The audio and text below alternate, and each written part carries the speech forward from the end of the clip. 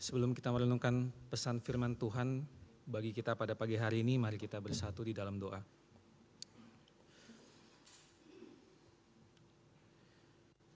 Ya Tuhan Allah kami, di hadapan-Mu kami menyadari tidak ada dari antara kami yang mampu menyembunyikan segala hal. Kami tidak punya kuasa untuk menutupi segala kelemahan dan kegagalan yang pernah kami jalani dalam kehidupan kami. Jika kami hari ini merenungkan tentang kemarahan, tolong kami untuk menyadari bahwa hasrat itu selalu ada dalam diri kami. Kiranya apa yang akan kami dengarkan hari ini berasal daripada-Mu yang ingin berbicara kepada setiap kami. Kiranya Engkau menyertai hamba-Mu yang penuh dengan kelemahan dan kegagalan untuk menyampaikan pesan yang Engkau telah titipkan kepada hamba-Mu. Terima kasih ya Tuhan, di dalam nama-Mu kami berdoa. Amin. Saya mengajak kita membuka bagian dari firman Tuhan yang akan melandasi perenungan firman Tuhan pada pagi hari ini. Yang pertama dari Amsal pasal 14 ayat 6 dan 7. Amsal 14 ayat 6 dan 7. Saya mengajak kita membacanya bergantian. Saya akan membacakan bagian yang menjorok keluar, rekan-rekan akan membaca yang bagian menjorok ke dalam. Amsal 14 ayat 6 dan 7. Pencemooh mencari hikmat tetapi sia-sia.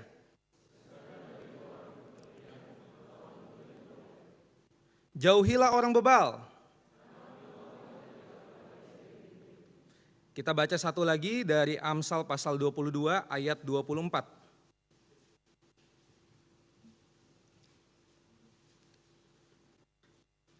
Kita membacanya bergantian sama seperti tadi. Amsal 22 ayat yang ke-24. Jangan berteman dengan orang yang lekas naik darah. Amin.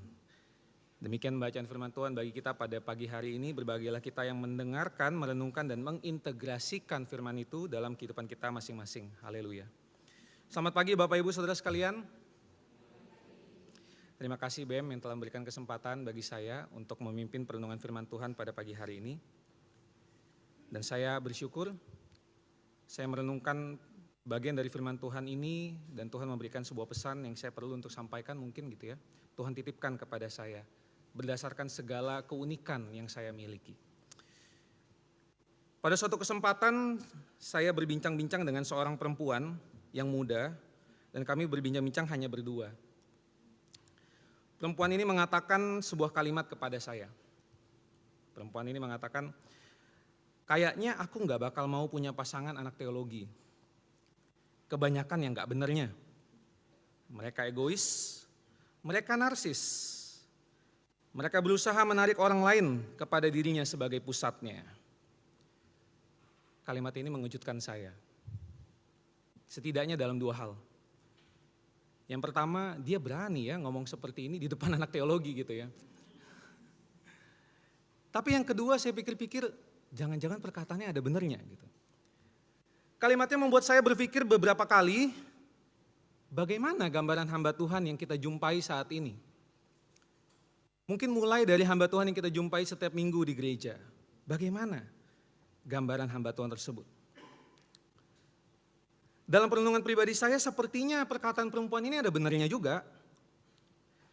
Bahwa kita sebagai anak teologi seringkali sibuk dengan dunia teologi yang kita anggap benar, tapi tidak pernah atau sedikit memperhitungkan bagaimana kita bisa menyatakannya di tengah dunia. Kalimat ini merepresentasikan seorang jemaat yang sudah melihat banyak hamba Tuhan. Dan mungkin salah satu di antaranya adalah kita juga. Jangan-jangan dunia tidak lagi merasakan dampak dari orang-orang yang mengatakan sebagai pemimpin Kristen, yang menjadi murid Kristus. Tapi mungkin rekan-rekan akan mengatakan atau ada orang yang akan mengatakan kepada saya, Pak, itu kan salib yang perlu kita tanggung untuk dibenci oleh dunia demi Kristus. Bagi saya, narsisnya 2 kali lipat. Kita tidak boleh terjebak dengan fenomena. Memang ada hamba Tuhan yang saleh, tidak pernah marah, ngomong selalu santun, tetapi sebenarnya kesalehan itu tidak pernah bisa membendung keegoisannya. Perilaku kita tidak pernah bisa menutupi keegoisan kita, narsisme kita. Kami punya teman, saya dan geng saya, satu orang ya. Dia berasal dari budaya yang terkenal sopan dan santun dalam berbicara gitu ya. Tapi kami suka heran, kami seringkali dikelabui olehnya Sehingga dalam mengambil keputusan gitu ya, selalu pada akhirnya keputusan dia yang diambil ya. Tapi ngomong dengan cara yang santun, dengan cara yang baik, dengan cara yang sopan gitu ya. Tapi ternyata keegoisan itu tidak bisa menutupi segala hal yang berusaha dia tutupi dengan perilaku-perilaku baiknya.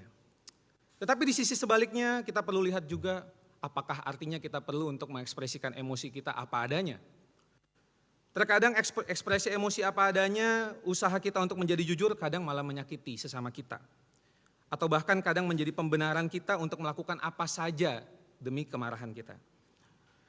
Bapak Ibu Saudara sekalian, kitab Amsal ini berisikan panduan-panduan praktis. Kalau kita coba bayangkan, kita personifikasi siapa yang gambaran ideal dari kitab Amsal. Jawabannya ada. Jawabannya adalah Ayub. Kalau kita baca teks kita tadi Amsal 14 ayat 6, dikatakan bahwa orang bijak itu menjauhi kejahatan. Ayub pasal 1 ayat 1 dikatakan Ayub itu menjauhi kejahatan gitu ya. Jadi personifikasinya adalah Ayub. Tetapi kalau kita lihat Ayub, apakah Ayub seorang yang bisa membendung kemarahannya? Ya mungkin kita nggak bisa menjawab juga dengan pasti Ayub itu tidak pernah marah. Tapi juga kita nggak bisa memastikan Ayub itu pernah marah atau tidak pernah marah. Tetapi paling tidak kita dapat clue di dalam Ayub pasal 13, Ayub mengungkapkan keraguannya dengan kalimat yang sangat tajam kepada Tuhan. Ayub ragu dengan Tuhan. Apakah kalimat seperti itu, keraguan itu mencerminkan orang yang bijak? Yang dalam Amsal 1 ayat 7 dikatakan orang bijak itu kenal firman Tuhan. Apakah demikian? Jadi apa yang Tuhan ingin kita untuk pikirkan tentang kemarahan? Apakah boleh marah? Atau enggak boleh marah? Tapi kalau enggak boleh marah rasanya terlalu naif gitu ya. Coba kita lihat apa yang Alkitab nyatakan kepada kita. Kejadian pasal 4, Kain membunuh Habel karena dipenuhi oleh amarah. Dan Tuhan mengutuk Kain. Bilangan pasal 20, Musa marah kepada bangsa Israel. Musa dikutuk oleh Tuhan, dihukum oleh Tuhan, tidak boleh masuk tanah perjanjian. 1 Samuel pasal 18, raja pertama bangsa Israel marah akibat iri hati kepada Daud, dan dia meninggal mati atas apa yang dia lakukan sendiri. Jadi seakan-akan di dalam Alkitab ini menunjukkan manusia jangan marah gitu ya. Dan pembalikannya misalnya kalau kita lihat dalam Markus pasal 3. Ternyata amarah Tuhan Yesus menjadi tanda dari kehendak Bapa dinyatakan di tengah dunia. Tuhan boleh marah gitu ya. Jadi kalau kita melihat dengan satu kesatuan seluruh Alkitab ini, sangat mudah sekali kita melihatnya dengan dua sisi yang berbeda secara kontras. Tuhan boleh marah, manusia nggak boleh marah. Tuhan boleh murka, manusia layak dihukum.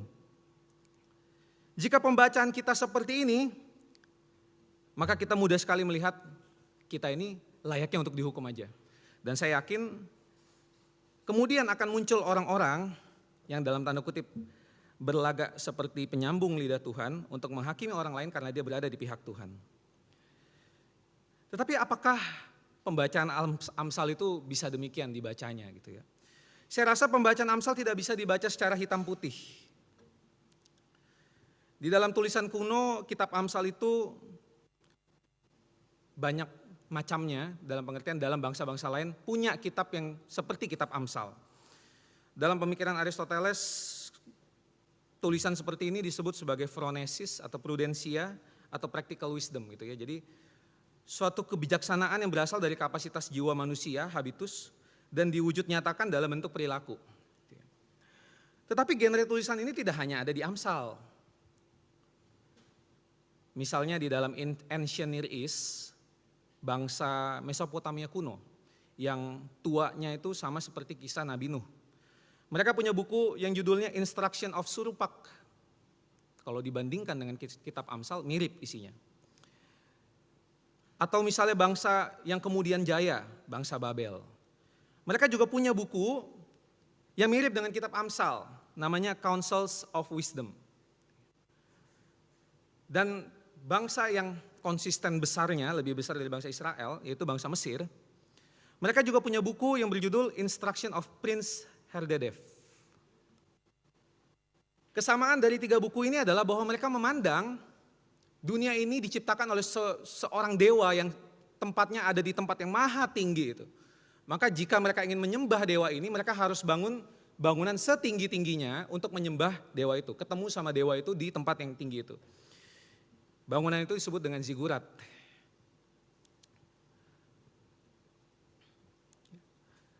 Mereka menganggap bahwa dewa ini telah menciptakan dunia dengan suatu sistem yang perlu ditaati oleh manusia karena manusia diciptakan darinya, sehingga ketaatan menghasilkan berkat, ketidaktaatan menghasilkan kutuk.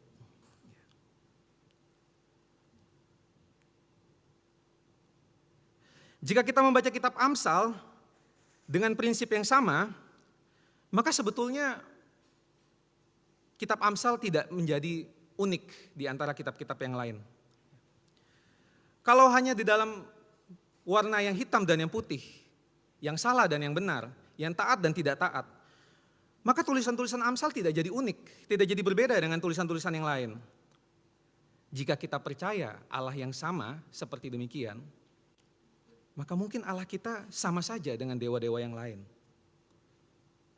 Maka apa perbedaan kitab Amsal di antara tulisan-tulisan yang lain? Perbedaan kitab Amsal adalah bahwa kita yang mempercayai kitab Amsal, yang mempercayai seutuhnya firman Tuhan, memiliki Allah yang berbeda dengan apa yang dituliskan oleh tulisan dari buku atau bangsa-bangsa lain. Allah kita tidak hanya duduk di tempat yang maha tinggi, tetapi Allah yang maha tinggi itu turun, tinggal bersama dengan manusia. Sejak zaman perjanjian lama, Allah hadir bagi bangsa Israel di dalam simbol tabut perjanjian. Tapi Allah yang tinggi itu turun menjadi simbol kehadirannya, bukan hanya tinggal bersama bangsa Israel, tapi dia juga ikut berjalan bersama dengan bangsa Israel.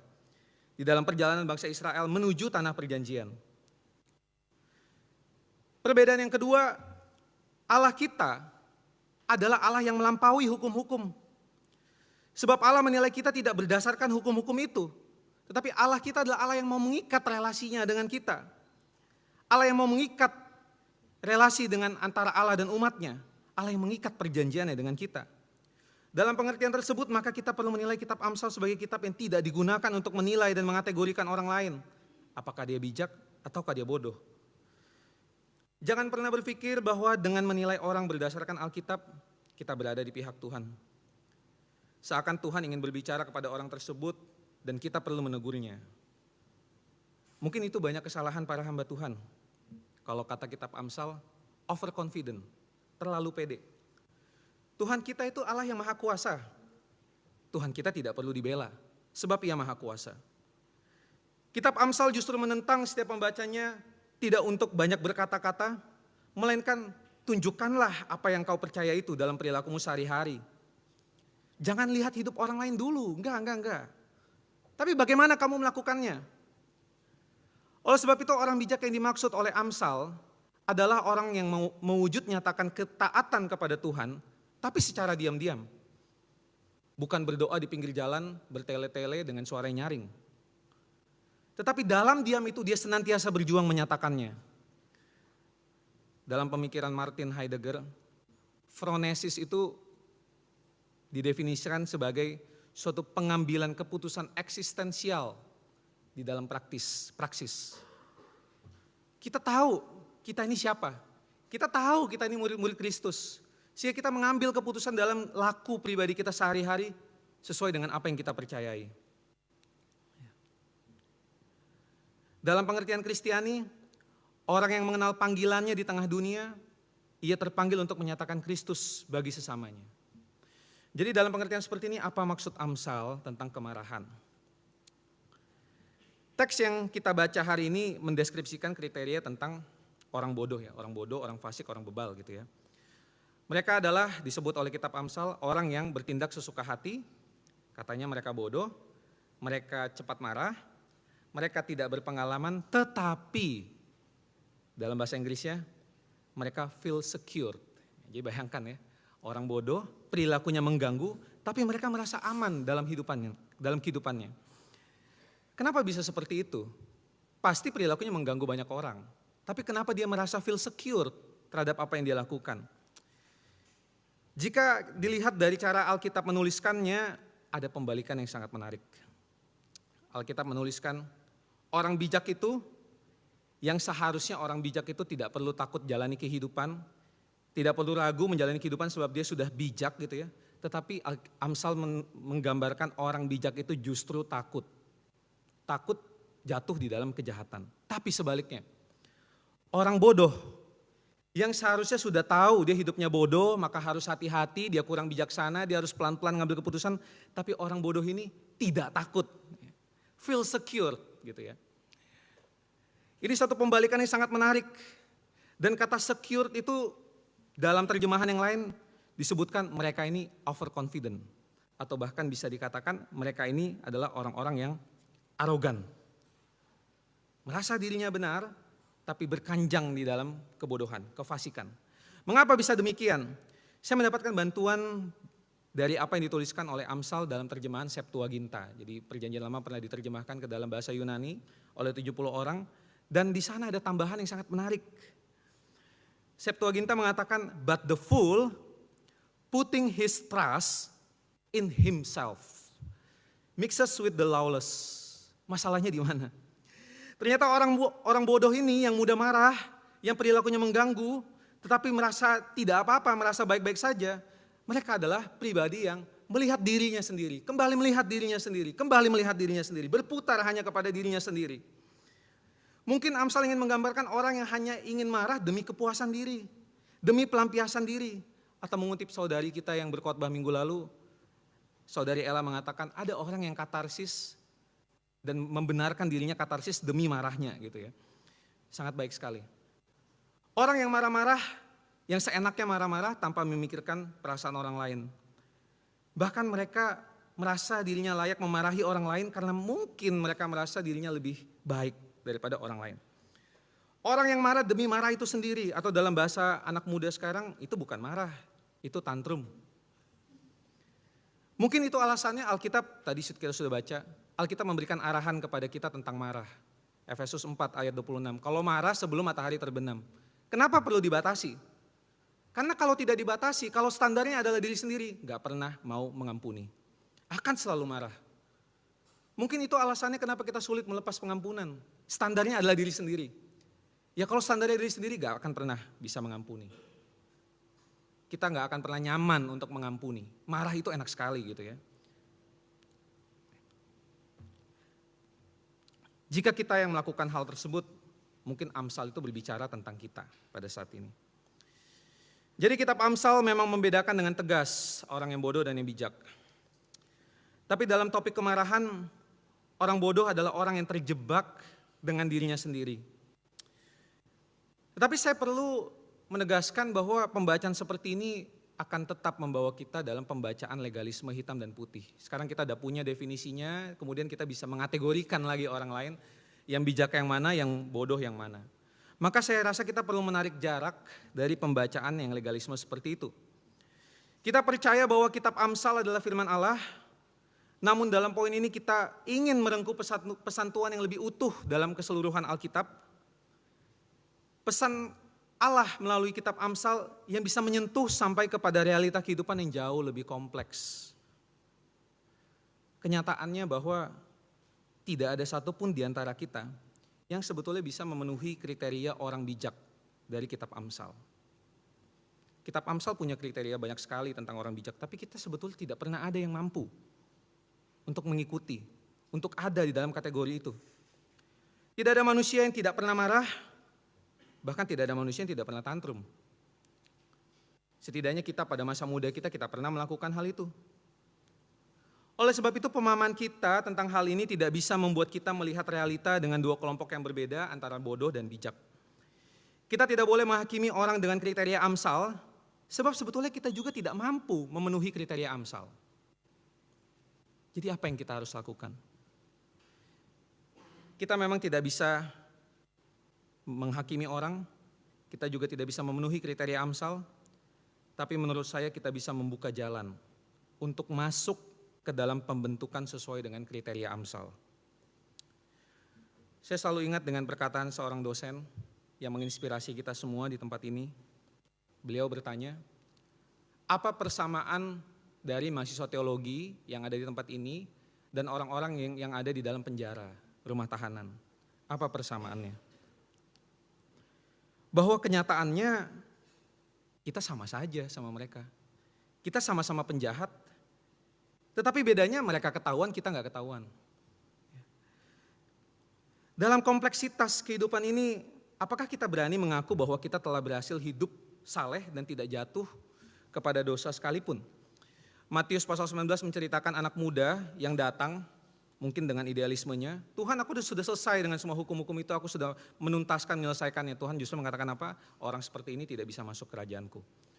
Jadi apa yang sebetulnya kita harus pikirkan, Bapak Ibu Saudara sekalian? Dalam nada yang sama, seorang teolog perempuan asal Argentina, double minority ya, Amerika Latin dan perempuan, namanya Hannah Rachel. Ia mengatakan bahwa failure adalah unsur kehidupan yang menyatukan manusia. Kegagalan adalah tali yang tidak terlihat tapi mengikat kita semua. Tetapi failure itu menjadi tempat bagi Allah untuk menyatakan anugerahnya. Bapak Ibu Saudara sekalian, di hadapan firman Allah yang Maha Kuasa, kita nggak bisa menutupi kelemahan kita sebagai manusia. Bahwa kenyataannya kita tidak selalu mampu melakukan apa yang Tuhan kehendaki. Bahkan kita tidak mampu menutupi bahwa kita semua adalah orang-orang yang gagal. Namun di sisi yang lain, kita perlu memahami, melihat bahwa kegagalan itu mungkin menjadi ruang bagi Allah berkarya dalam anugerahnya bagi setiap kita. Di dalam bagian yang lain, Hannah Rachel mengatakan, ketika kita merangkul kenyataan bahwa kita adalah orang-orang yang gagal, maka mata kita akan terbuka terhadap suatu realita kehidupan yang lebih kompleks daripada apa yang kita selama ini bayangkan. Dan keterbukaan kepada realita yang lebih kompleks itu membuat kita memahami anugerah Allah bisa datang bahkan di tempat-tempat yang kita tidak pernah duga-duga. Dan mungkin kita baru bisa mengenal Allah di tempat-tempat seperti itu. Oleh sebab itu Bapak Ibu Saudara sekalian, mengakui dan menyadari kegagalan dan proses untuk dibentuk oleh Tuhan dengan melewati kegagalan tersebut, mungkin itu adalah pintu bagi kita masuk ke dalam persekutuan yang semakin mendalam dengan Kristus. Semua orang pasti pernah marah. Semua orang pasti pernah marah dengan cara bahkan yang destruktif. Namun, mengakui kelemahan pribadi mungkin akan mempertemukan kita dengan Allah yang selama ini rindu menyatakan dirinya kepada kita. Tetapi di samping itu, mengakui kegagalan juga mempertemukan kita bukan kepada Allah saja, tapi kepada sesama kita yang juga adalah sesama orang-orang gagal. Kegagalan membawa kita bersatu dan terikat dengan sesama kita kepada komunitas. Atau mungkin saya perlu pertajam, mungkin kita adalah komunitas orang-orang yang gagal, namun dipimpin oleh Kristus.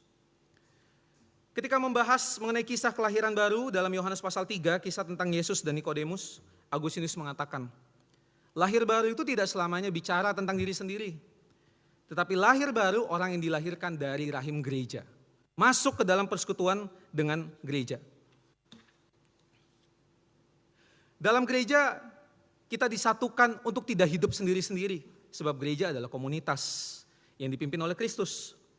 Tetapi di dalam gereja, di dalam sebuah komunitas, kita hidup bersama untuk dipimpin oleh Kristus sebagai kepala gerejanya.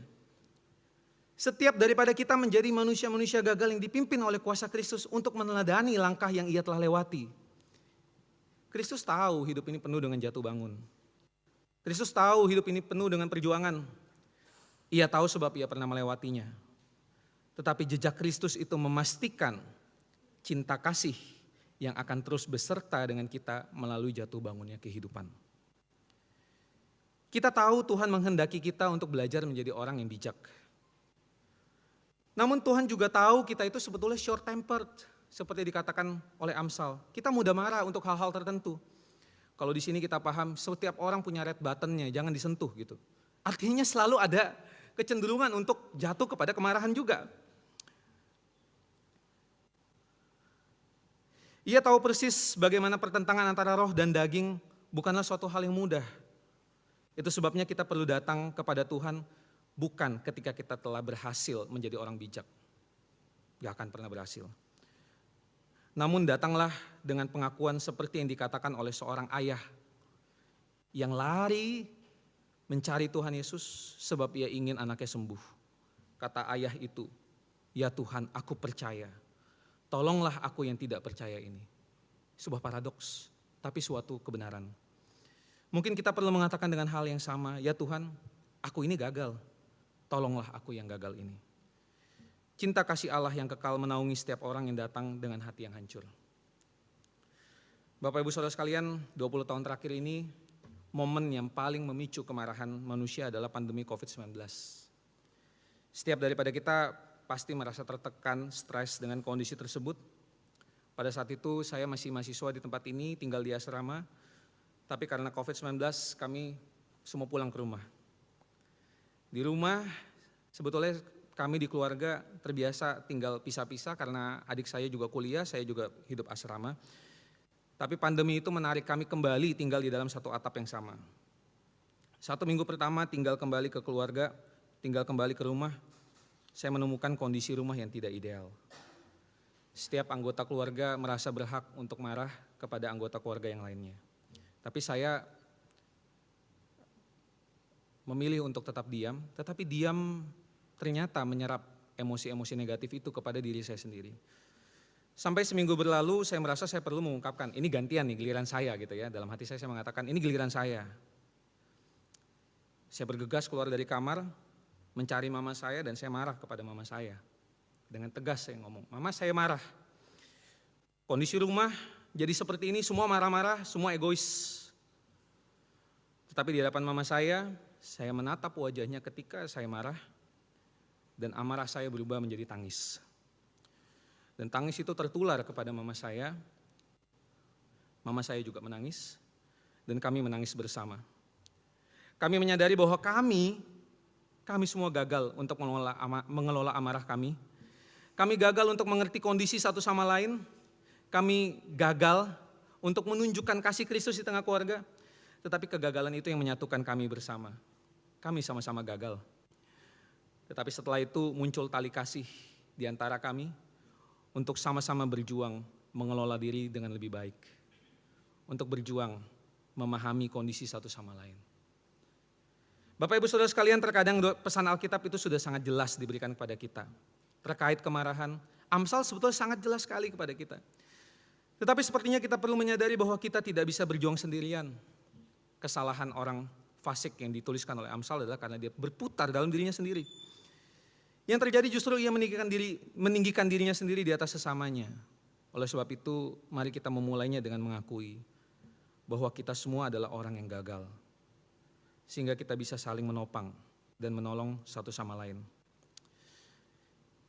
Jadi apa yang kita bisa lakukan saat ini?